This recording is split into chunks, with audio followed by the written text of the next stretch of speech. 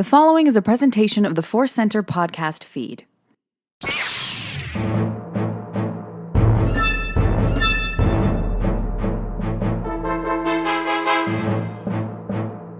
As Obi-Wan Kenobi once said, hello there, and welcome to Databank Brawl, the podcast where we learn about Star Wars characters, discuss them, share our feelings, and then make those characters fight for our amusement and also yours. I'm your host. My name is Joseph Scrimshaw. With me, as always, is Ken Napzok. Absolutely glad to be back in what I'm calling Phase 2 of Databank Brawl. Though nothing's changed, it's still the great goodness. But we are episode 101 in a new generation of episodes. That's I love right. it. We had our big celebration, episode 100, Snoke versus Palpatine. People were very kind online. Our fans really celebrated 100 episodes with us, and the big, weird battle of dark side users was celebrated, and that just made me very happy. So thanks to all the listeners and fans for making that Thursday where that episode dropped really felt special, and that was great. It was. And again, kudos to you, sir, for bringing us this wonderful weirdness each week for over 100 episodes now. Yeah, it's kind of insane, but good insane. And making a special appearance on today's episode is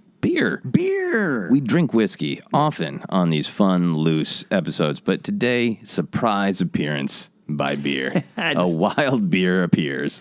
Had some beer laying around. And, Laying around. a whole lot of whiskey is one of the themes of the show. Yeah. But let's do some, I've got some Linguina. I don't know what that is. Yeah. You got some classic I'm CL. following up. I said falling up, didn't I?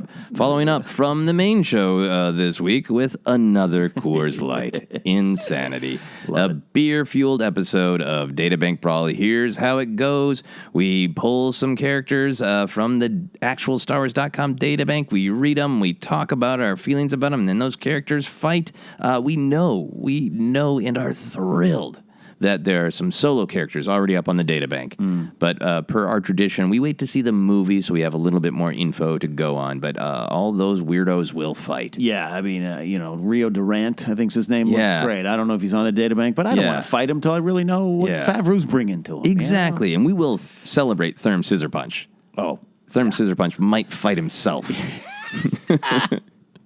He might be the first ever reigning champion who just keeps going until he's defeated. Oh, wow. That would be, maybe that would be phase 2. We just carry through week to week. Not bad. Especially when it comes to Therm. Yeah, we'll see. But for this week, we are doing classic Databank Brawl. Are you ready for our first combatant? Absolutely.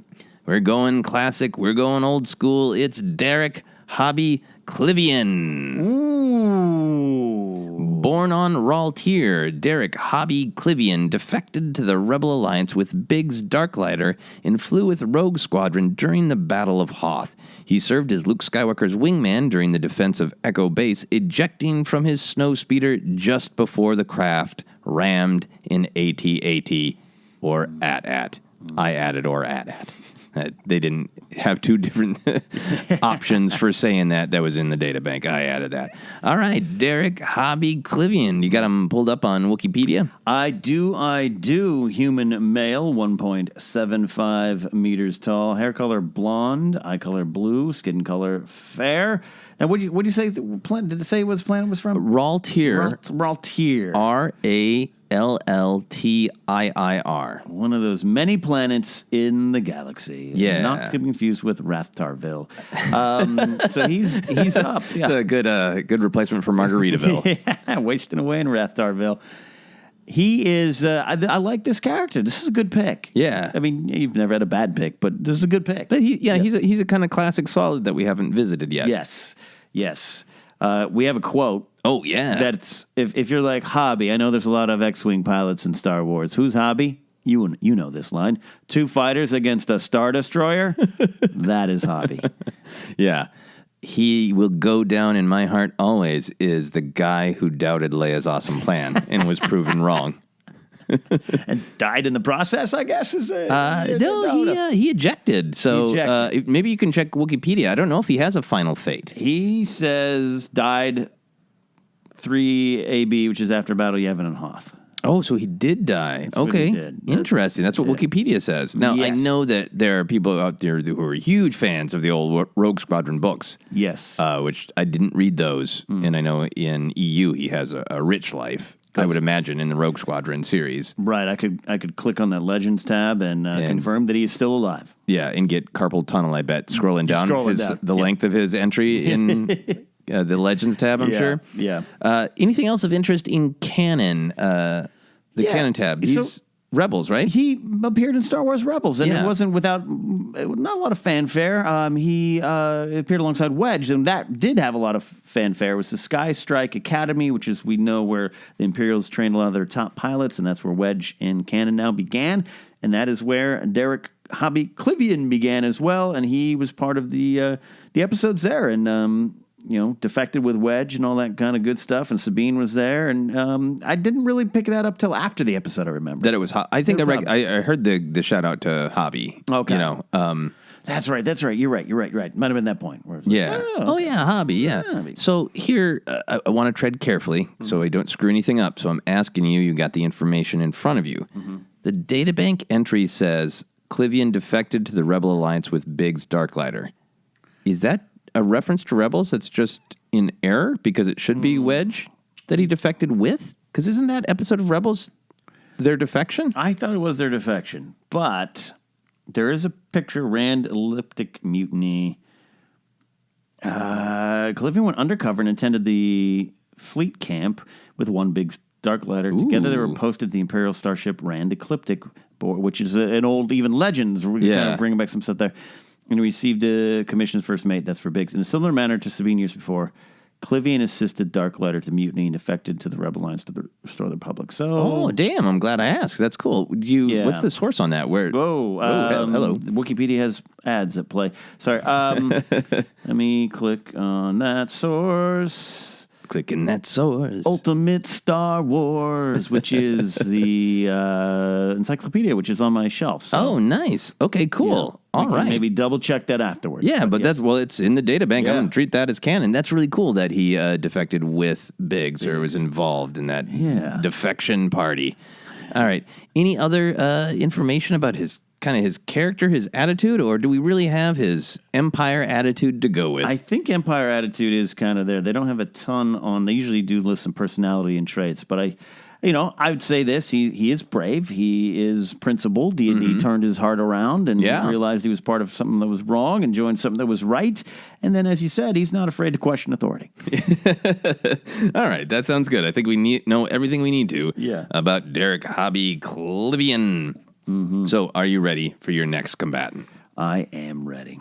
So, we went with someone kind of recognizable to old school Star Wars fans with Hobbie. People know Hobbie. So, I decided let's go crazy with the next combatant. It is everybody's favorite Star Wars character, Hermi Odle. Hermi Odle. Here's what StarWars.com databank says. A burly thug with a shady past, Hermi Odle was one of Jabba the Hutt's resident gangsters on Tatooine. Wise members of the Hutt's court knew Odle was far more dangerous than his stooped posture, shuffling gait, and drooping lip suggested. Yes, so by name I would not recognize him, but by image I definitely do. Yeah, describe this monster. Ooh, well, he is, a species of Baragwin, which I love these names. Male, 2.1 meters tall, eye color yellow, skin color blue, a brown blue mottle. Now I know what a blue Murrow Chihuahua is, but I don't know what that is. And he's big and tall, right? Big, hulking. He looks like. Oh my goodness, yeah. He looks like he's a little bit like the Vogons in the 2005 Hitchhiker's Guide to the Galaxy. Yeah. Which that design pops up a lot. Got big hands. Looks. If you said that this character was from like Labyrinth, I'd agree with you. I'd say, oh yeah, I remember that part. Yeah, or like he could be in the background of the Muppets. Yeah. Yes. Like this big melted just mess. Just a melted sad sack. Yeah. With rags and like big hands and he's got a lot of fingernail going on too. Big fingernails, knuckles. He's probably got some arthritis forming in those hands there. I like that wise members of the Hutt's court knew that there's a lot more going on with Hermi. Yeah, I like that because you look at him, you're like, this guy's just going to be doing this. But he's a weapons specialist. Help craft the defenses of Jabba's palace. He's got skills. He's got skills. Really? And that's in the canon tab? That's in the canon tab. Damn. Yeah, I can click on the Star Wars Force Collection. Sounds like a card game or something. Yeah, well, who knows? Information comes from strange and exotic places these days, doesn't it? Yeah. Yes, it does. Wow. Hermi Odle. Did you have any... Now, would you say that Odle or Odle? It's one O, so I want in my heart to say Odle, but I think it's probably Odle. Probably right. Hermi Odle. Hermi Odle? Yeah, now that sounds like a thing that would go wrong with your knee. I'm sorry, I got a little Hermi Odle. I have a Hermi Odle knee. I love, though, there's a link to a StarWars.com article. I'm going to click on it here, but it's called The 7 Creepiest, Freakiest Denizens of Jabba's Palace. Nice. And Hermi Odle? We're going with Odle. I think Odle. Okay, I like that. Hermi Odle. Yeah, and then... this article's great. I think we've had some of these people have already fought. So. Yeah. Okay. Can you summon any feeling about Hermi Odle? Wow, the StarWars.com picture looks like he's got half-eaten lasagna hanging out of his mouth. He's one of those characters that I am, again, by image, I was like, oh, yeah, I've seen him. I've seen him where he's in the background of Return of the Jedi, but I've definitely seen him. He stands out when you watch the movie as much as we have.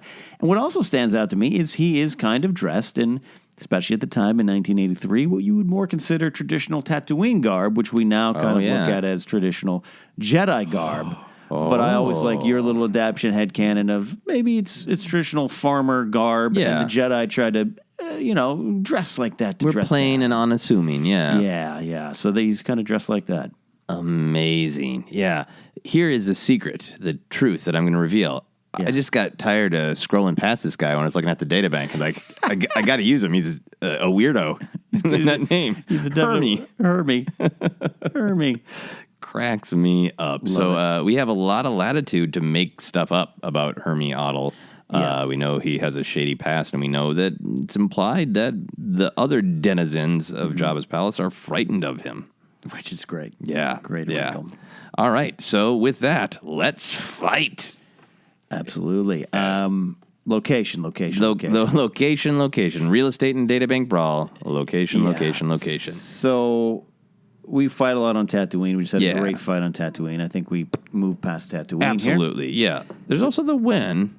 The what? The Win. Oh, the Win. Yeah. I thought I'm going to Vegas soon. Actually, at the time that you're listening to this, I'm in Vegas, and I thought you were talking about the Win Casino. They could fight at the Win. Yeah. I was like, okay. WYNN, right? Yeah. I like there's a great Titanic game. Actually, you and I played the Titanic slot machine at the Win one time together. We did. It played us. We were in town for Wizard World a couple years ago. So I was the Win to me should be between New Hope and Empire. Yeah. Fertile ground. Yeah, fertile.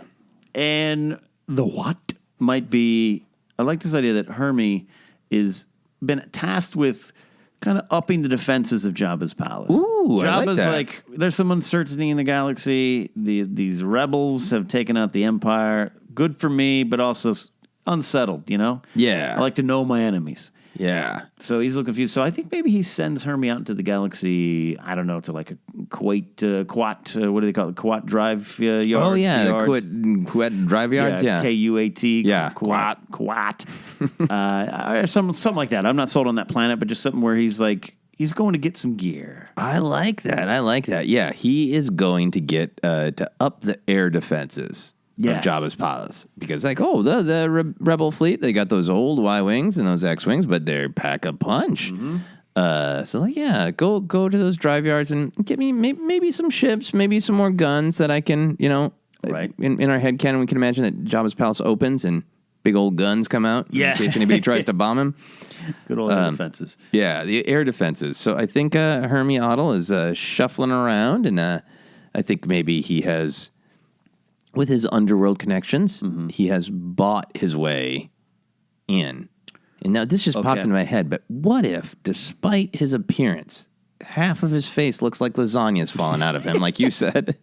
What if he's just a charming MFer? What if he is like the James Bond of weird aliens? I like that because, again, looking at his design...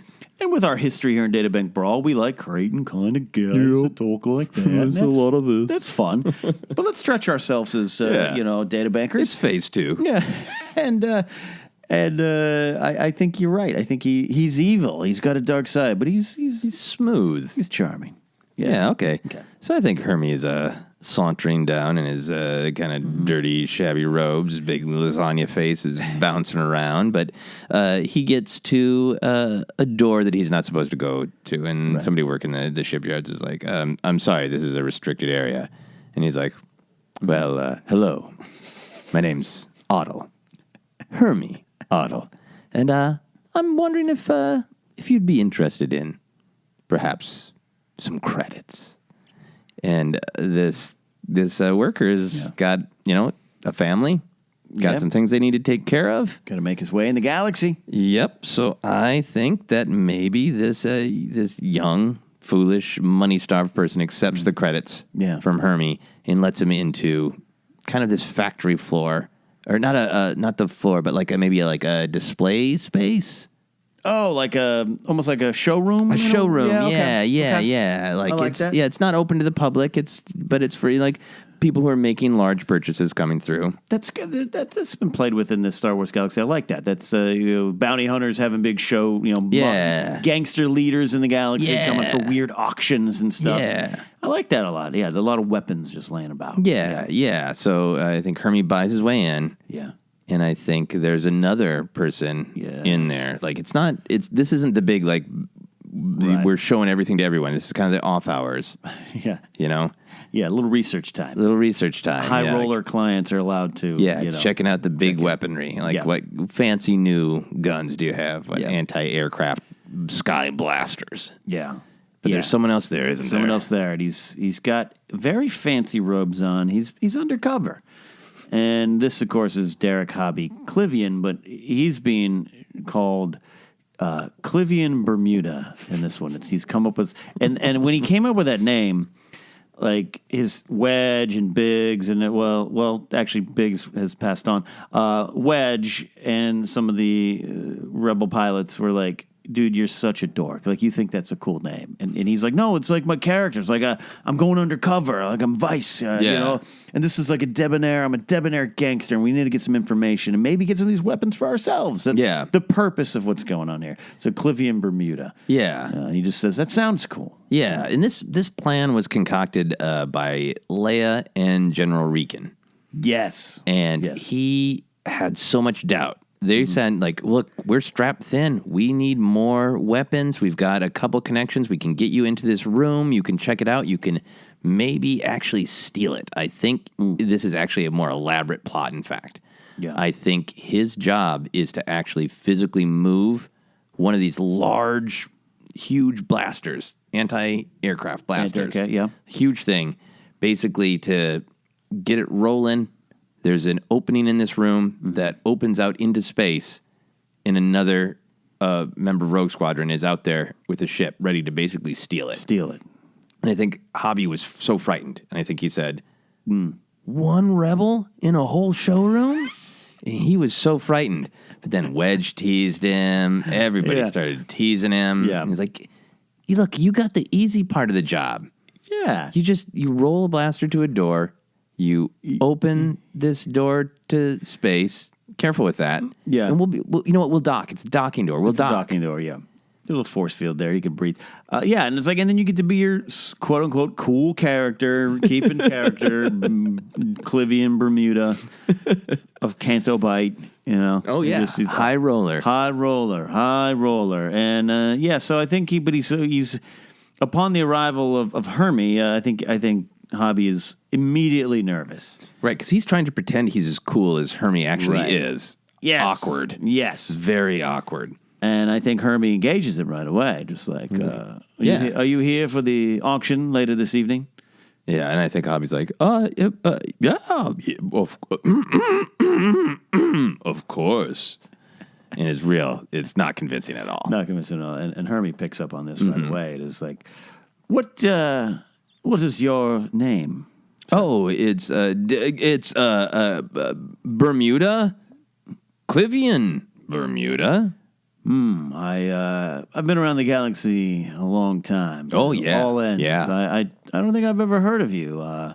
You just new on the scene. What's the story? Oh, I'm big on Canto Bite. You know, just everybody knows me You must on Canto Bite. You must know Beeper's panpick and his little son Neeper's panpick. Yeah. Oh, yeah. Sure. Yeah. Yep. I've beat them at games many Interesting. times. Yes, I'm good at games, Interesting. which is what they play on. Yes. Canto Bite. You must be sad to have learned that Beepers died a few years ago. Oh, yeah. I was at the funeral. Yeah, for Oh. sure.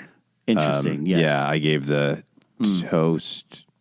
Sure. Yeah, I Said words. words. Got it. Yes. I made words. Yes. Interesting. Yes. Interesting.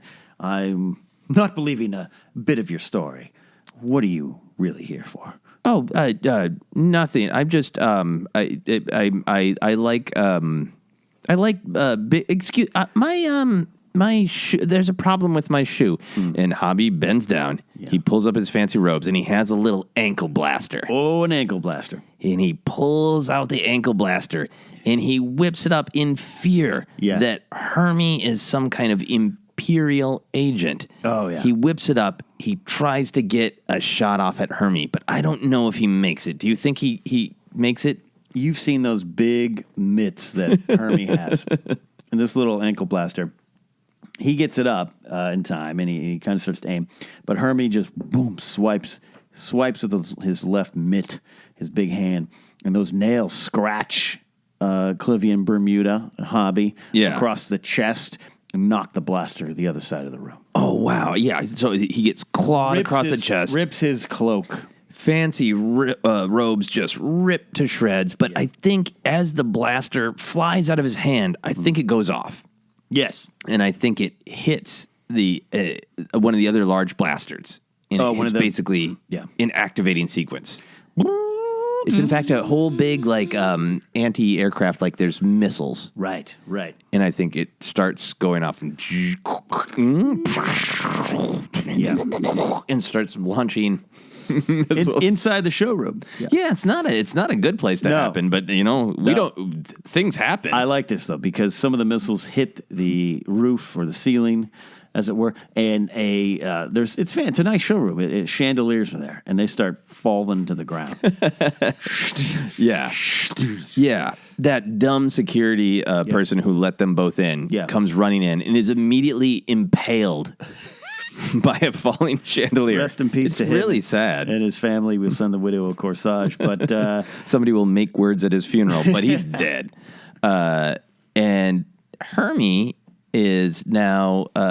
What do you think Hermi's perspective is at this point? Because he's there to probably get some armaments if he can. He's got a mission too. Yeah, so I think he maybe tries to get in. He knows who this guy is. He knows he must be from the rebellion. You're from that upstart rebellion, is what he bellows out. Yeah. So I think he maybe grabs him with his big mitt hand. With the other hand, the right hand. And just it holds him, throws him up against one of the blasters. Oh, I like this. And gets up in his face. Yes, so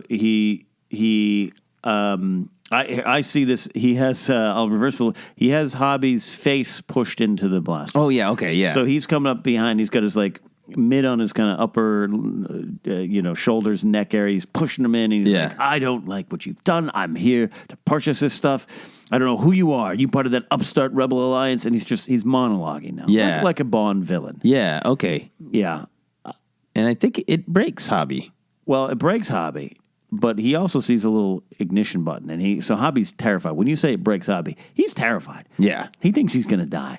It's now an act of desperation. And with his nose, he points, and he gets down, and he presses the ignition button on this gun. Nice. Yeah. Nice.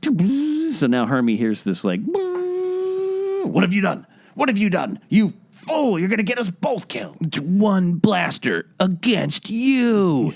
And it lets off this big blast, which I think just is just over the top of Hermi's head. And I think it burns the top of his head, and I think it truly does smell like good Italian cooking. It's so gross.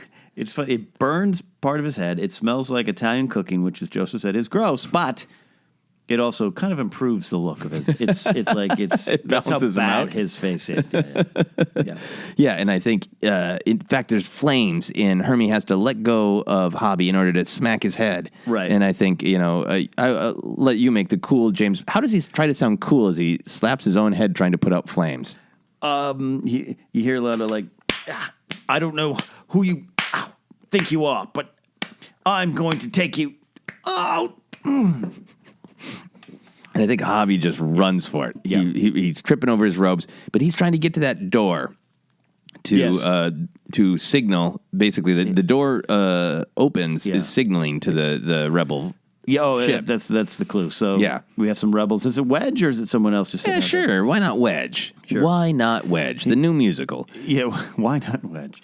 Wedge is out in his ship and he's going through the space Star Wars equivalent of Bumble.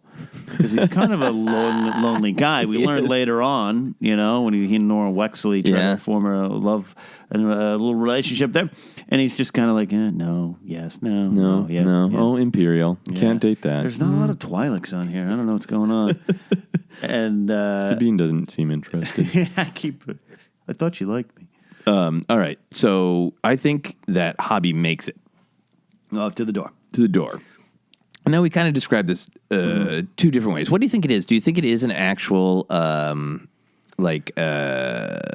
it's open to space, but it's shielded? Yeah. Or do you think it is a place like a docking door? It's like I vision as almost like, Snoke has those robes in his robes. He's wearing a robe. He has the curtains Yeah. in his throne room, and they burn away, and they kind of reveal. But remember, he pulls them back for Rey to look through the Oculus. I think it's like that. Okay. The door's kind of like, but then it's kind of a force fieldy kind of docking bay type of situation. It's very high tech. Yeah, I like this. So that, in fact, so people could fly by and look in the showroom. Yeah. Oh, yeah. During certain seasons, they just open them up. Yeah. This is really smooth, which is the opposite of Hobbie. He hits those doors, and he starts banging on the force field, and just like he's screaming, Wedge, Wedge, Wedge, Wedge, get off Space Bumble, Wedge. Wedge, of course, can't hear this, but Hobbie feels. if Hobbie had thought to use his communication device, but again, Nick said Hobbie is not Klivian Bermuda. He is Derek Hobbie Klivian, the bumbling, sometimes challenging pilot. And I think behind him, as he's banging on that, I think Hermi Odle, his massive form, is running as fast as he can. Now, Hermi's so smart. He is seeing what's going on. He's signaling to a ship, and Hermi's realizing, I could just steal these. I don't have to buy a damn thing. I'm a criminal. Yeah. I'm going to kill this kid. I'm going to take some arms. I'm going to take his ship, and that's it. Yeah. Yeah. And he races, gets to Hobbie. Yeah. Grabs him by the neck and the belt. Oh, no. Yeah. And he, with all his Hermi Odle strength, just like a Olympic event, just like a shot put almost. It's a hobby putt. Hobby putt. Boom, and he throws Hobbie to like the other side of the room. Oh, no. And Hobbie is just flying through the air. Right. And I think that movement catches Wedge's eye.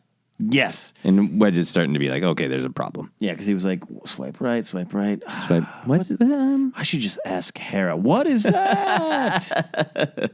So we'll get back to Wedge. But for now, Hobbie's flying through the air. Right. I think he actually gets so much air, he hits the rafters.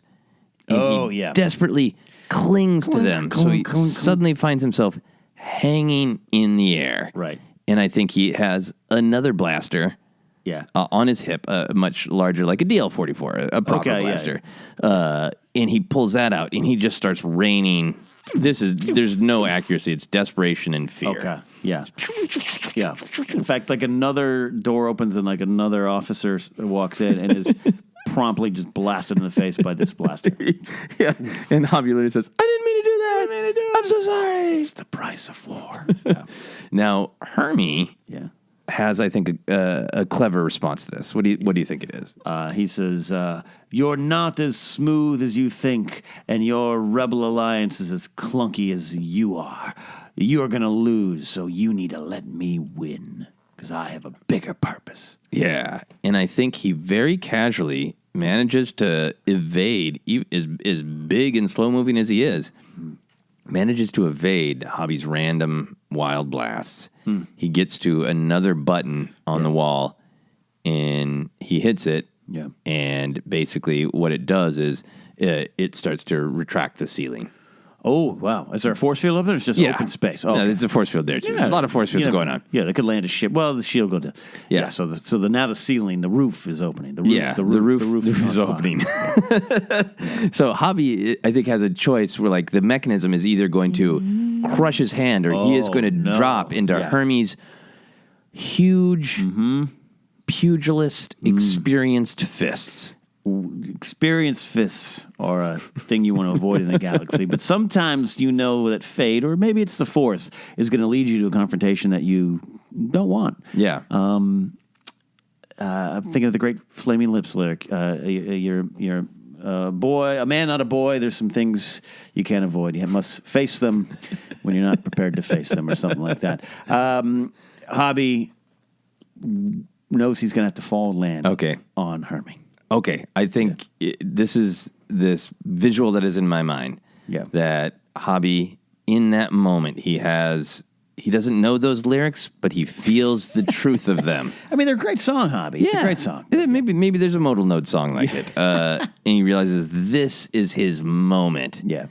And he has to give it his all. So he screams. Wah! He's firing as he goes, but it's wild. Yeah. He means to bring his feet together and kick Hermi in the face. Oh, that's a great move. But the air, his legs spread. And he crotch slams Hermi in the face.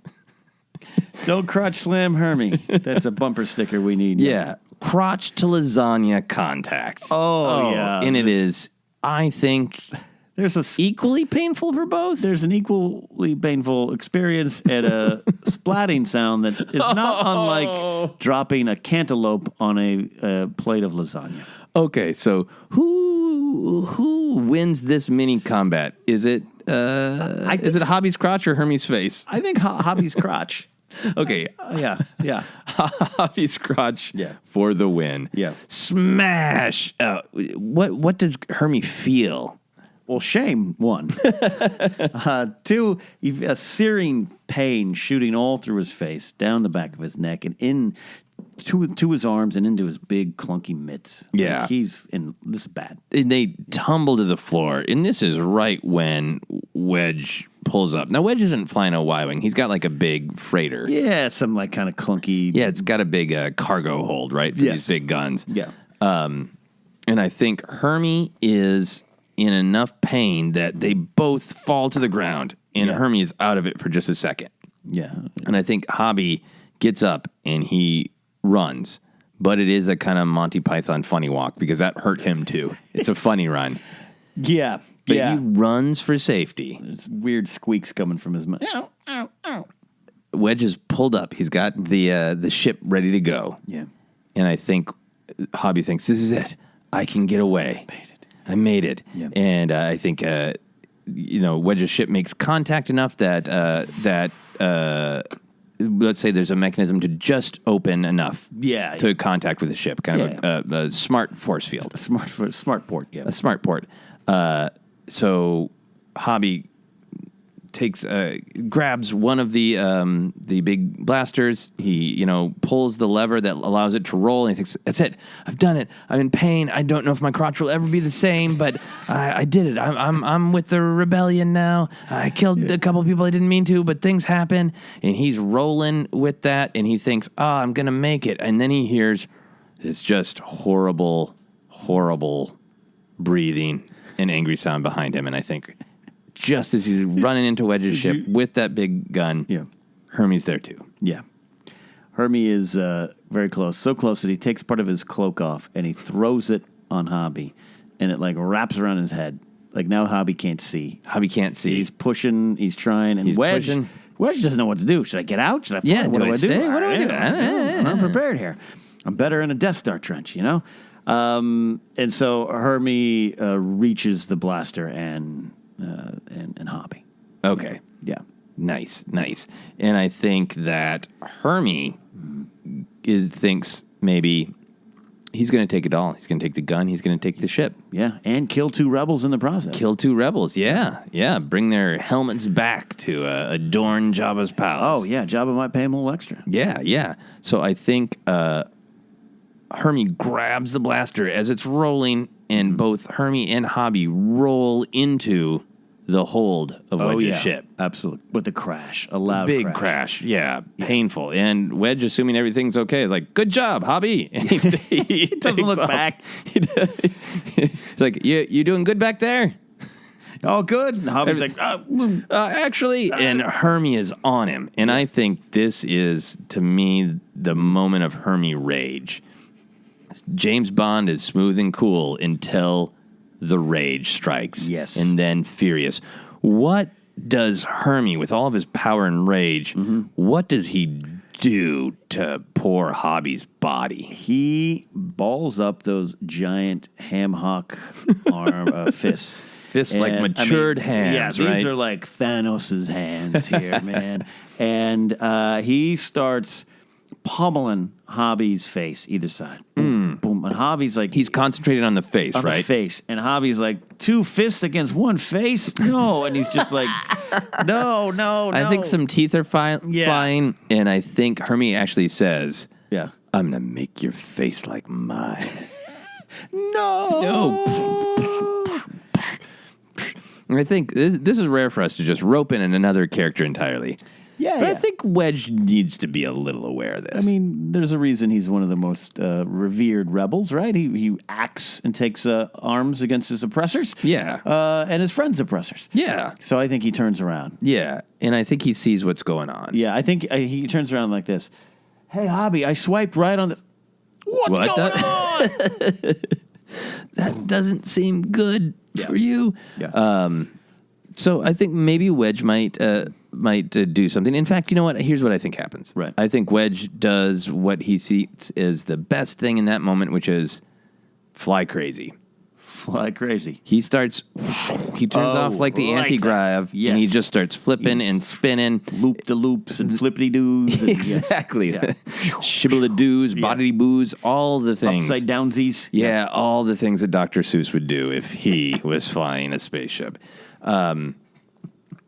Thinking like this is going to be the best way to get this thing, whatever it is, off of my good buddy Hobbie. And it works. Yeah. Hermi goes flying. They all crack around. I think Hobbie is a little bit better prepared for this. Maybe he holds on a little bit better. Yeah. But I think Hermi gets battered around. That gun's not tied down to anything. No, it's cracking up against him. Yeah, there's any second now one of the buttons could be hit and start lasering the internal really gotta inside make of the ship. Yeah, those, gun blaster trigger ignition buttons a little more hidden. Yeah, a safety would be good. Yeah, come on. Yeah, and I think in fact Hermi flies into it and cracks his head on it. More lasagna. Spurts of alien blood. It's now like spaghetti and meatballs. It's terrible. Now he is probably unattractive to even his own people. Even his mother's like, maybe heal up a little bit. And I think then Wedge corrects. They both fall to the floor, Hobbie and Hermi. And I think this is a good place to pause our combat. Hobbie and Hermi is a great children's book series, by the way. The Adventures of Hobbie and Hermi. Right. That's the one where Hermi is real, but Hobbie's imaginary, right? Yes, that's it. So pausing our combat like we do to decide who deserves to win. Oddly enough, I think Hermi deserves to win if this is one of those on-paper battles. Oh, yeah, right. I think he's just the more talented competitor. Experienced. Yeah, he has control of his fear. He'd be a great tool for the rebellion if he could be turned. You know, he's the cool character. Yeah. He's the James Bond of the Star Wars galaxy we never knew we had. But it's Hobbie. Yeah. And I don't ever want to just prey upon my inner love of, Empire Strikes Back and the fledgling rebellion. But I think part of being a rebel is sometimes winning when the chips are down. Yeah. And you shouldn't win. Yeah. Yeah. I think that is true. And I think that that Hobbie should ultimately come out on top. Now, since this is before Jedi, we know that Hermi lives to be in the background. I don't want to kill Hermi. So I want him to live but lose the combat. Yeah. So, what do you think Hobbie does next? What do you think is his moment of discovery or triumph? There is a bit of a separation in the fight. So both fighters are separated and regrouping. And Hermi stands to his full height in that holding fists are balled. And lasagna and spaghetti meatballs pouring out of his face. Dripping. Yeah. Hobbie realizes, it was pretty easy to move that blaster. It's on like wheels or some kind of hover track or something. Yeah. And he also notices behind, he's never really been on this rebel ship much. He's more of a T-47 snowspeeder guy, right? He's like, I see that there's an escape pod behind where Hermi's standing. Nice. So he grabs onto the blaster, the big anti-aircraft, anti-spaceship blaster meant for Jabba's palace, and starts pushing it towards Hermi. He's rolling it like a battering ram. Yes. Or did you ever see the scene in Hot Fuzz where they take the shopping carts and ram them? Yes. I've seen Hot Fuzz 47 times. Great film. Yes. Amazing film. Yeah. I think it works. Yeah. And Just into cracks Hermi, him. into the escape pod. Hobbie and Wedge run up to it. Airlock, eject. Okay, I think, that's great, but we just got to slow it down a little bit because it's so cinematic. I think this is what's going on in Hobbie's head. I think Hobbie is telling to himself, in fact, I think he's remembering something that a wise person told him before, but he scoffed, he doubted, he didn't listen, and this is his moment of discovery where he realizes, if I listen and I believe I can do it. General Riken took him aside once and told him, here's the thing. You're a fighter pilot. Even if you're not in a starfighter, you're a fighter pilot. Because what you can do is you can move through space and you can line up shots. You can see more things. You can see 2 different angles, 3 different angles at the same time. And that's what makes you a great starfighter pilot. And if you believe that you can do that outside of a starfighter, nothing can ever kill you. And he sees that, and he sees the shot. Like, if I hit him at this angle, almost like human pool, it's Hermi Odle in the corner pocket, in the corner escape pod. And he's hearing this. He's like, I can do it. And he has to hit him just right. So Hermi Odle spins out. And boom, right in the pocket. Yeah. Yeah. And Hobbie celebrates. He's like, I did it. And I think Wedge is like, finish doing it. He's like, score 1 for Klivian, Bermuda. He's like, Hobbie, don't play along. Don't play those games. Yeah, and Hermi's like crawling out of that. He's like, I'm gonna get you. And in fact, you said he ran over. I think that's exactly right. He runs over. He tries to hit the button, but he trips. Oh, yeah. And Hermi Odle is starting to get out. Oh, yeah. And, you don't see this in Jedi, but he actually, he loses a hand. His hand is reaching out, and Hobbie pulls out his blaster in classic Star Wars fashion. He shoots the control. The escape pod door closes. Severs right down Hermi's hand. Right above But the escape pod launches out. Space. The final frontier.